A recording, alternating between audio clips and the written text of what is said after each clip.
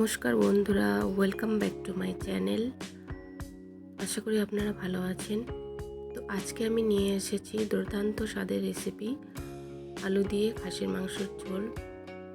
তো বাড়িতে কিছু ঘরোয়া উপকরণ দিয়ে কিভাবে পারফেক্ট খাসির মাংস রান্না করা যায় সেটাকে আপনাদের কাছে শেয়ার করব আমি আজকে।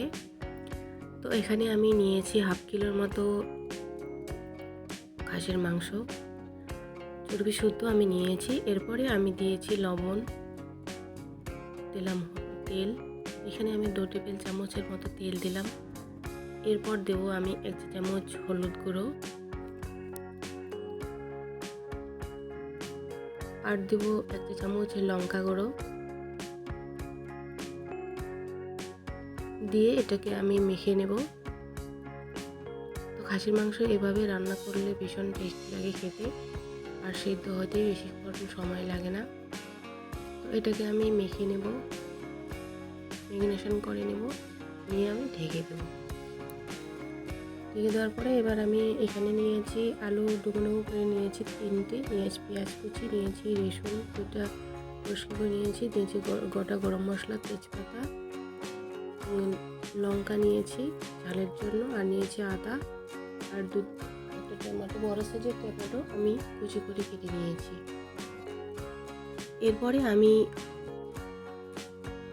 লঙ্কা, আদা এবং রসুন একটা মিক্সচার জারে নিয়ে আমি জল দিলাম। জল দিয়ে এরপরে এটাকে আমি পেস্ট করে নেব।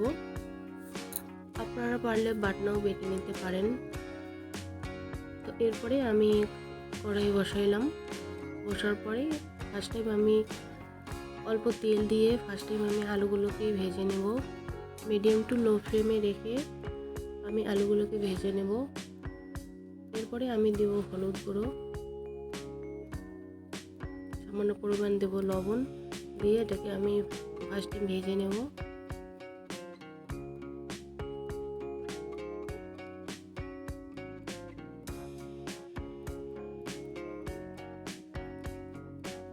তো আলুগুলো আমার প্রায় হয়ে এসেছে, এবার আমি নামিয়ে নিলাম।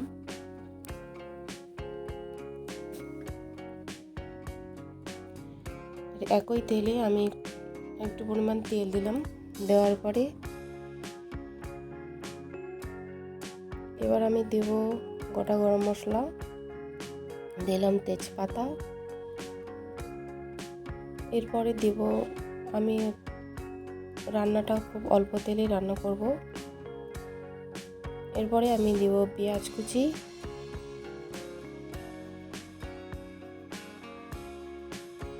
একটু লাল লাল হওয়া পর্যন্ত এটাকে আমি নেড়ে নেব।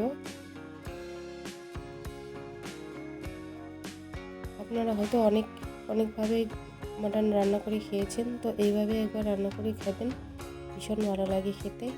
তো এরপরে আমি দিলাম কুচানো টমেটো, একটু হালকা লবণ দিলাম। লবণ দিলে পেঁয়াজগুলো তাড়াতাড়ি মজে যায়, কারণ একটু লবণ দিলাম। দেওয়ার পরে এরপরে আমি দেব বেটে রাখা মশলাটা।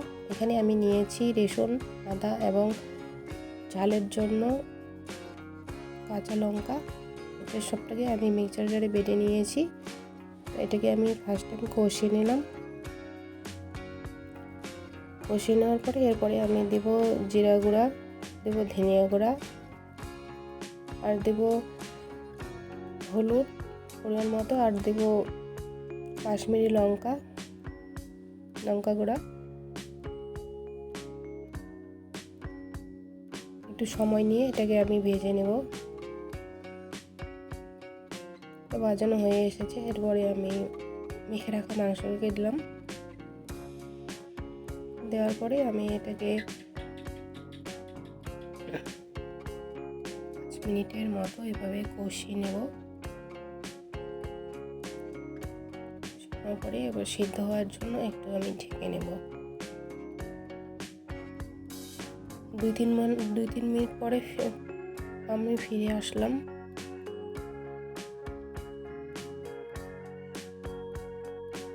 আসার পরে এবার আমি আবার 1 মিনিটের মতো ভেজে নিয়েছি। নেওয়ার পরে এবার ভেজে রাখা আলুগুলোকে আমি দেব। ভেজে রাখা আলুগুলো রেখে দিয়ে আরও একটু আমি 2-3 মিনিট মতো কষিয়ে নেব।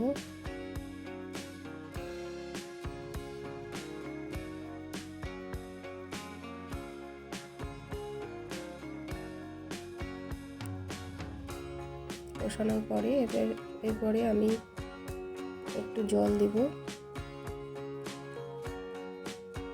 হালকা একটু করে জল দিয়ে আমি 2-3 বার কষিয়ে নেব এভাবে। তো কষানো আমার হয়ে এসেছে এবং কালারটা চেঞ্জ হয়ে এসেছে আর মাংস থেকে তেলটা ছেড়ে গেছে। তো কষানো আমার হয়ে এসেছে, এবার আমি জল দেব। তো খাসি মাংস রান্না করার সময় অবশ্যই গরম জল ব্যবহার করতে হবে।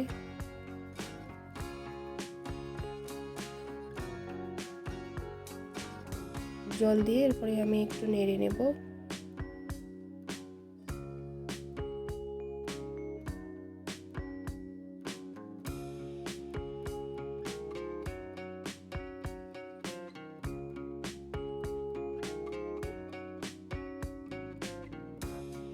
তো আমি নেড়ে নেওয়া হয়ে এসেছে। তো এবার আমি একটু ফোটার অপেক্ষা থাকলাম। তো মাংসটা আমার প্রায় হয়ে এসেছে। এরপরে উপর থেকে আমি গরম মশলা গুঁড়া ছড়িয়ে দিলাম। তো আমার এই রান্নাটা যদি আপনাদের ভালো লাগে তো লাইক কমেন্ট শেয়ার অবশ্যই করবেন। আর আমার নিত্য নতুন রেসিপি দেখার জন্য আমার পেজটাকে সাবস্ক্রাইব করে রাখবেন। আপনারা সুস্থ থাকবেন, ভালো থাকবেন আর আমার নতুন নতুন রেসিপি দেখার জন্য দেখবেন। তো আমার রান্নাটা হয়ে এসেছে, এরপরে আমি নামিয়ে দিলাম। আপনারা এইভাবে বাড়িতে বানিয়ে খাবেন।